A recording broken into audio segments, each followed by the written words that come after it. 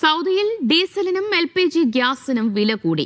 Diesel വില 7.8% വർദ്ധിച്ചത്. ഇതോടെ ഡീസൽ വില ലിറ്ററിന് 1.79 റിയാലാകും. ഇന്നു മുതൽ പുതുക്കിയ നിരക്കുകൾ പ്രാബല്യത്തിലായി. ഡീസലിന്റെയും LPG ഗ്യാസിന്റെയും നിലവിലുള്ള വിലകളിലാണ് മാറ്റം. പുതുക്കിയ നിരക്ക് ഇന്നു മുതൽ പ്രാബല്യത്തിൽ വന്നു. 11 കിലോഗ്രാം LPG ഗ്യാസ് സിലിണ്ടറിന് 26.23 റിയാലും 5 കിലോഗ്രാം സിലിണ്ടറിന് 11.93 റിയാലുമാണ് പുതുക്കിയ വില. കേന്ദ്ര ഗ്യാസ് ടാങ്കുകൾ ലിറ്ററിന് 1.7770 റിയാലായിരിക്കും പുതുക്കിയ നിരക്ക്. ഗതാഗത ചെലവ്, വാറ്റ് തുടങ്ങിയവ ഉൾപ്പെടുത്തിയുള്ളതാണ് നിരക്ക്.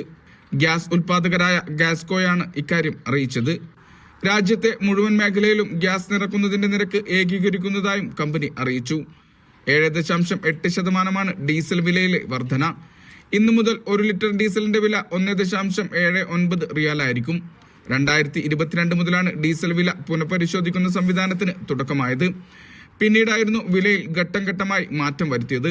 2022 ശേഷം ഇത് 5ാം തവണയാണ് ഡീസൽ വിലയിലെ വർധന. Vishal Cherpulassery, media 1, Riyadh.